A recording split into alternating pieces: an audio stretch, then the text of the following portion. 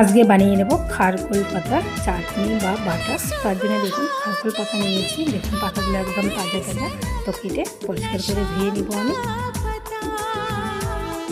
আর এই পাতার চাটনি খেতে কিন্তু খুবই ভালো লাগে।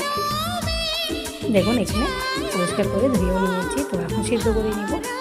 কড়াইয়ে বসিয়ে দিয়েছি, সিদ্ধ হয়ে গেছে, নামিয়ে নেব। তো নামিয়ে নিয়েছি।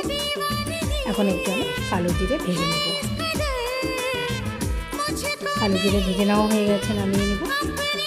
এখানে নিয়েছি রসুন আর কাঁচা লঙ্কা, মিক্সিতে দিয়ে দিয়েছি।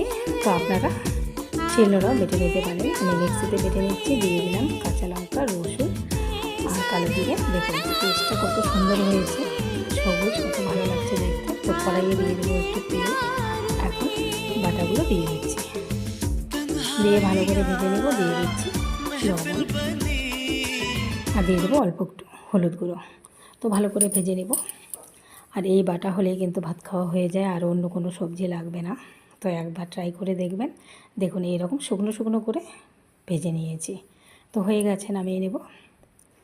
দেখুন কত সুন্দর হয়েছে, বাটায় বলুন আর চাটনিয়ে বলুন, খেতে কিন্তু দারুণ লাগে।